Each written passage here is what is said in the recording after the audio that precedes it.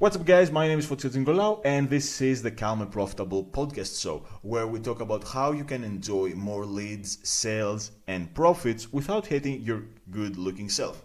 So today, I have a quiz for you. So I want you to imagine an ad that has two versions. Now, everything in the ad is the same. I think it was either selling or it was like trying to generate leads for an investment newsletter. But everything was the same in both versions of the ad except the headline. The headline, the version 1 headline, said why the price of silver will rise, and the second version said why the price of silver may rise. So the only difference really was one word. Okay, everything else, graphics, copy, offer was the same.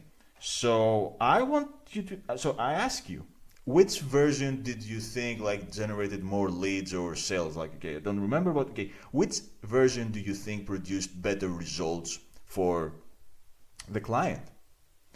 And the answer is, drum rolls, why the price of silver may rise. And this was a story, this was like a case study that I once read in one of the Gary Bencivenga's, I think, like newsletter archive. And if you don't know who Gary is, he's considered like the world's like best copywriter, okay? And he has the right to call himself like that because the guy was very active before the internet, when businesses had to spend a lot of money to test stuff. Today, you can like put together a sales page in as little as 24 hours, send an email to your list or someone else's list that, hey, you know what, okay, we're just selling this, and you can make money. Okay, so you can be like very, very sloppy. You can have like, okay, you can your copy might not be as solid, maybe your offer is not as strong. I mean, if you made like a mistake in the order button and it's not working for people, I mean, you will know like really fast. You can be like super sloppy and you can still make money. When Gary was very active, and it was like in the offline world where they had like to create like to write like direct mail. They maybe like had to create like some magalogs, which were like those things that looked like a small magazine, but they were like sales pitches instead. I mean, those stuff like costed like a lot of money, hundreds if not like millions of dollars. So you had to have like a really tight persuasion game to make things work. So I mean, Gary discovered what works like in the real world where stakes are very high. And he used this example of this headline to point out that, hey, you know what? One thing that a lot of businesses ignore today, especially when they're trying to go from, attracting someone who might be interested in what we have to offer and turn them into a client, a lot of businesses can ignore the credibility component, okay? And he explained that in those two headlines case, investors, the people who were like gonna buy this newsletter, they were like really savvy people. Okay, they had been around the block for quite some time, and if someone said, "Oh, why the price of silver will rise?" I mean, they got defensive almost instantly because through experience, they knew that, hey, you know what, I mean, experts can agree like on a ton, maybe they're like 1,000 experts agreeing on something that's going to happen in the stock market, but it might not happen, okay? And that's like the nature of the investment game. So when someone made like this claim that, okay, the price of silver will rise, they instantly didn't believe the claim. Instead, when someone said, hey, why the price of silver may rise, they're like, oh, okay, maybe the person who wrote this headline and they wrote this ad, maybe they have like some points that I could learn from. So they were like people were more open to the idea of actually like reading this ad and eventually like buying from it. So this was like very a really eye-opening experience, if you will, because it really goes back to how skeptical people are, how skeptical they were like back then, and how skeptical they are like today. And it's like very important for your business, no matter what business you're in, to make sure you have like as much credibility as possible in your marketing, in your sales material, whatever. And yeah, a lot of people try to do this with testimonials, but frankly, if you're selling to a skeptical market, yeah, they're not gonna believe this. Like personally, unless we're talking about testimonials of people I know. So for example, let's say that I'm interested in buying, I don't know, maybe joining like, let's say, a mastermind, okay? I'm gonna look at the testimonials, and if they're like from random nobodies that I don't know, yeah, I mean, this testimonial is not gonna like move the needle for me, all right? That's like, okay, that's B2B. In B2C, that's even worse, because frankly, you can go on Fiverr and Upwork, and you can find people who are willing like to create like fake testimonials for a business. And not just like written testimonials, also like video testimonials. Okay, that's like very crazy if you think about it. So yeah, I mean, testimonials, yeah, I mean, if you just rely on testimonials to prove your case, you're being like very, very lazy with your marketing. And yeah, I mean, you probably are gonna suffer. If not your conversions are already suffering, they will suffer in the future, because people are gonna figure out, yeah, I mean, this is fake. I mean, those testimonials are fake. So what you want to do is to try and come up with as many ways as possible to prove that, hey, you know what, okay, I am a real business, I really help my clients, and I am like someone you should listen to and buy from, all right?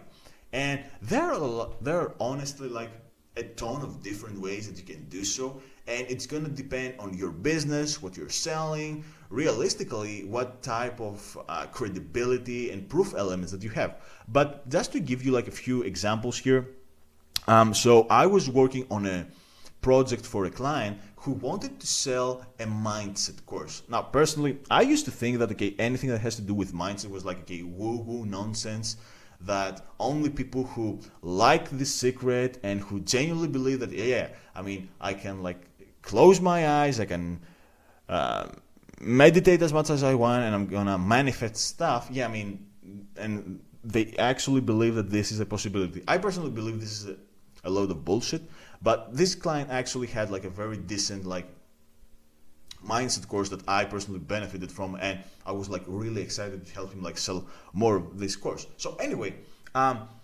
we wanted to sell like a mindset course, all right? So realistically, this is like a hard thing to sell, because people, you know what I mean, it's really tough to make people believe that, hey, you know what, okay, this is gonna work. It's not like a product that you see on the screen, okay, that, hey, okay, I'm selling a knife and I can demonstrate with a knife, okay, how sharp it is and how easily it's gonna cut like tomatoes, carrots, I don't know, bone, other human beings, whatever.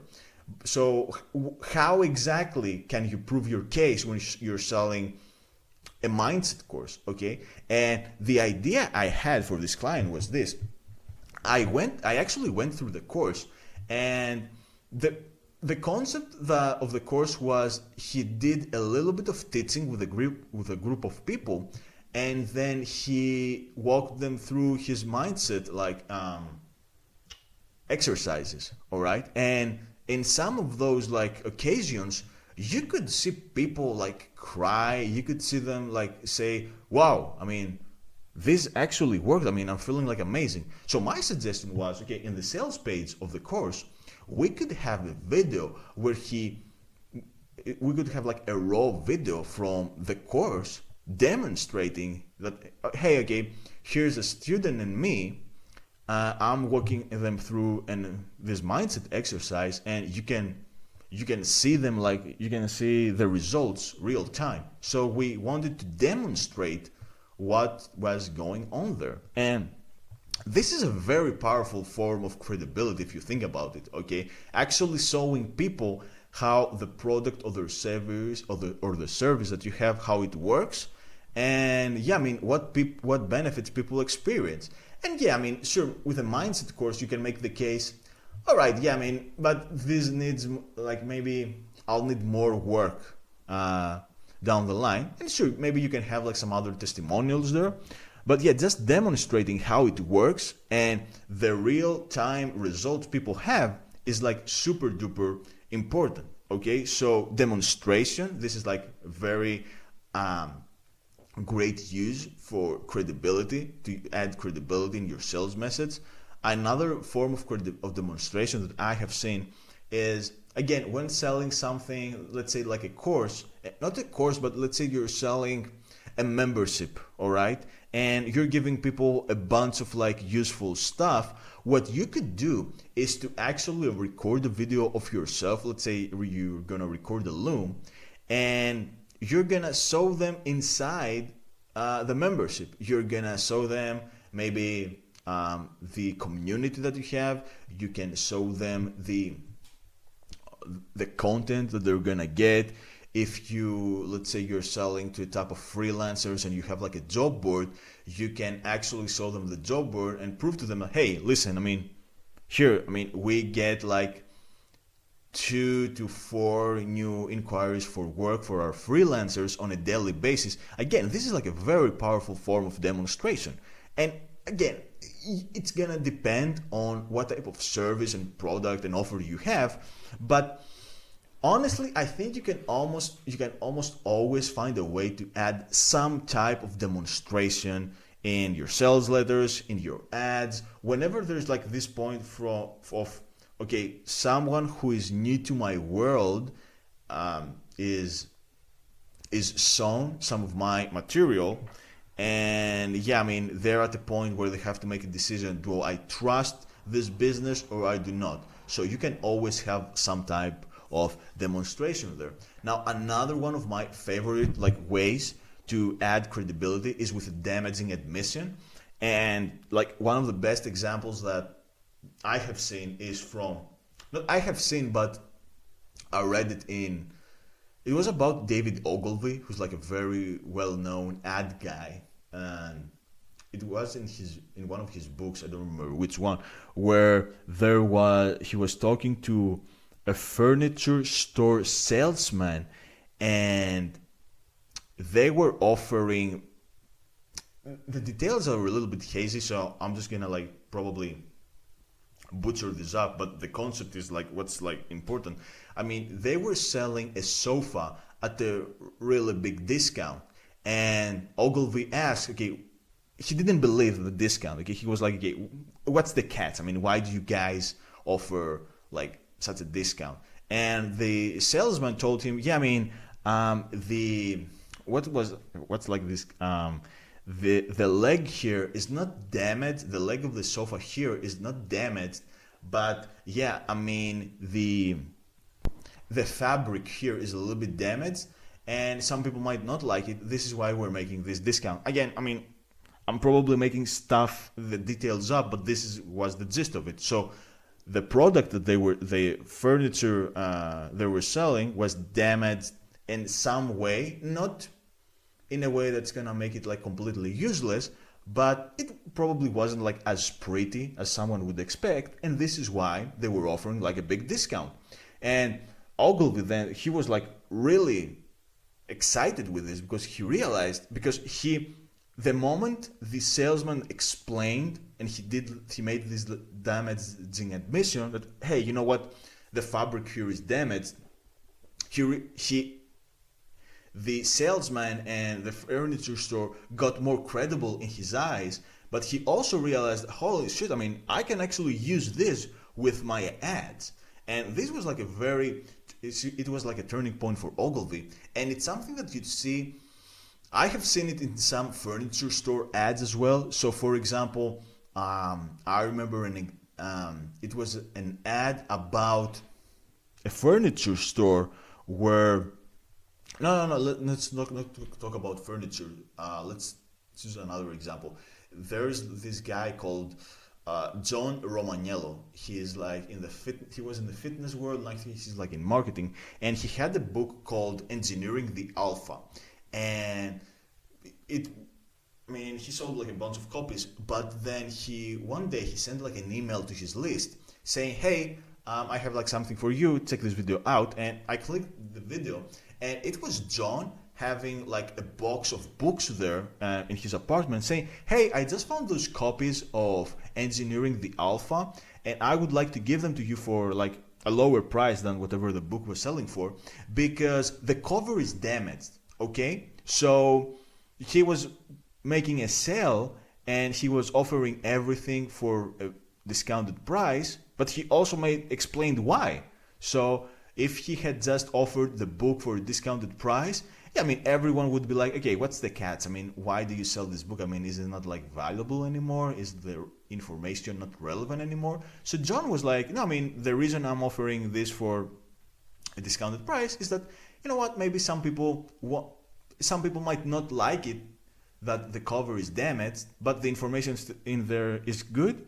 I don't feel good charging you the usual price, but I'm willing to offer it for a discount. And of course, you know, since this was probably a funnel, he would sell you more stuff immediately. Okay, he would upsell you and downsell you more. But this was like a damaging admission that made like a lot of sense. So perhaps you can also have like some type of damaging admission as well in your business. Or another example, I'm following a guy who's like in the outsourcing space, so he's essentially training virtual assistants and other team members for entrepreneurs, and he recently hired a bunch of video editors to work for his company, and he realized that, hey, I mean, he already paid for their hours, but he didn't need as much work. So let's say, for example, he paid for 200 hours, but he will only end up needing like 100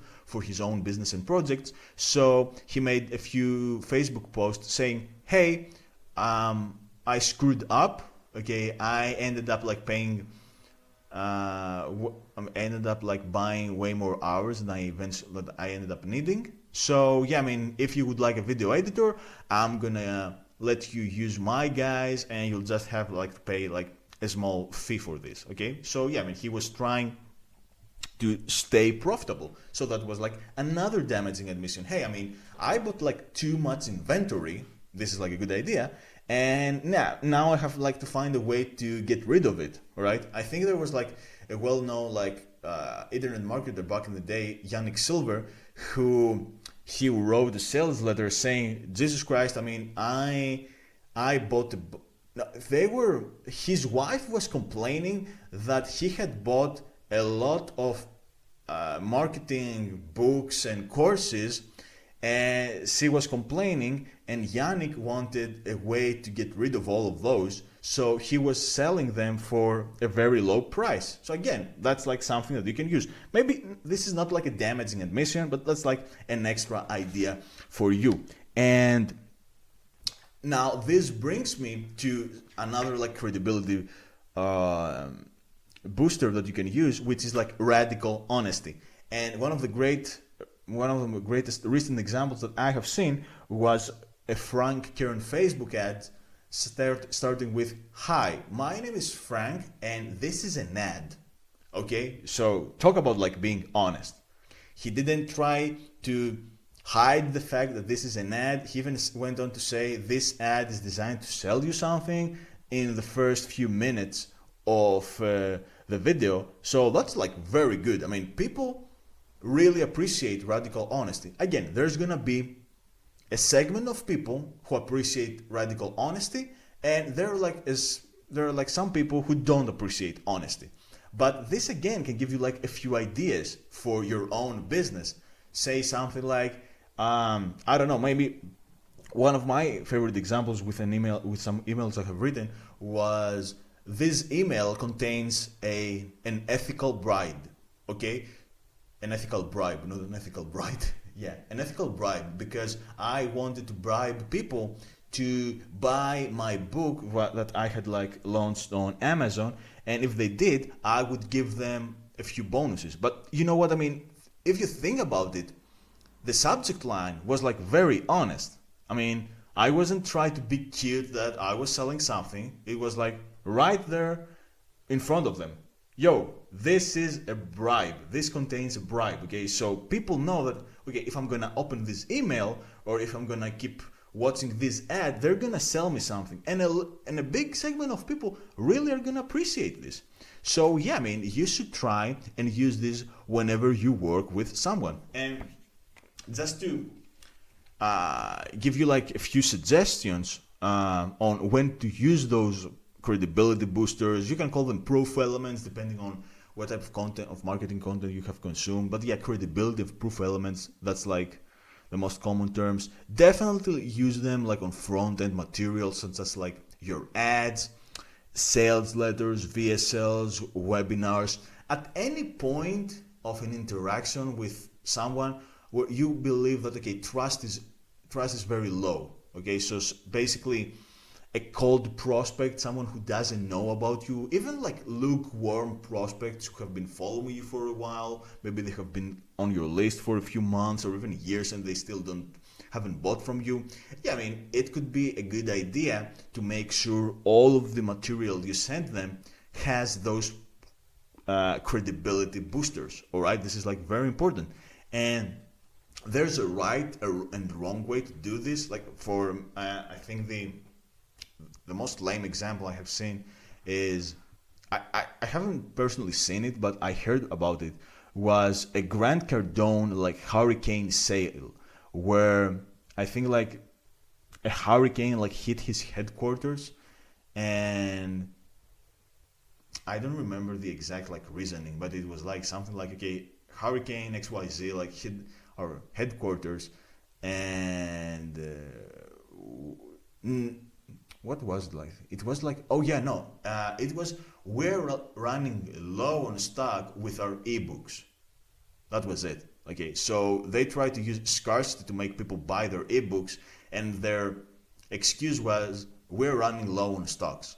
On freaking ebooks, running low on stocks. Okay, I don't know if this was like a mistake, a miscommunication or anything, but this was like, for me, this was like one of the dumbest things I have ever seen in the history of like, I don't know, ever. Okay, that's really dumb. So please, whenever you try like to use like some of those credibility boosters, try and be like as real as possible. Don't try and fake stuff. For example, a lot of people, when they hear about this David Ogilvy or John Romanello story, they might go out of their way and they might like somehow like damage like their physical products. Maybe they damage the packaging a little bit. Okay, they're not gonna damage the actual product. But if, for example, you are selling something in a box, they might throw some water on the box, and they might say, oh, you know what, I mean, there was like a rain and those boxes were damaged. Yeah, I mean, the boxes are damaged, but the product is still great. So yeah, I mean, we're offering them for a discount. Yeah, I mean, please try and not do this. I really don't like those type of tactics. Yes, they do work, but I think they're just like a cheap trick to make you like create more sales. And okay, you're gonna do it like once, and then what? I mean, are you gonna come up with more like dumb reasons to make people buy? I personally don't like this. I mean, I think that the best buyers in any niche, they're like, okay, people with intelligence. So yeah, I mean, they can smell bullshit when they see it. Okay, maybe you'll fool them once, but I doubt that you can do this like long term. So please try and stay like away from this as much as possible. So yeah, I mean, there's like a lot more to say on the topic of like credibility boosters, but hopefully those gave you a few ideas. And while I still have your attention, I will like to invite you to go to calmandprofitable.com and grab your free report titled 10-Minute Post-Launch Profits, because this is a tiny but mighty report that you can read in one sitting, and it's gonna be like very useful for you if you just launched or you're going to launch a mid or high ticket offer to your email list. And inside this report, you will find an incredibly effective method that can boost your sales by up to 30%. And this is like a real case study from a client of mine. And it doesn't require a lot of work from you. I mean, that's like one of the cool aspects. And in most cases, you can profit from this method with as little as 10 minutes of quote unquote work. And I use like the quotes because, okay, first of all, it's not like hard physical labor, but if you have a team or someone else working for you and you give them the report, they can probably take it and use it without you wasting any time on it. Okay, so you will probably just have to approve whatever it is they did and you will be almost ready to go. Okay, so go to calmandprofitable.com to grab your free report. And yeah, that's all. I'll talk to you soon. Bye.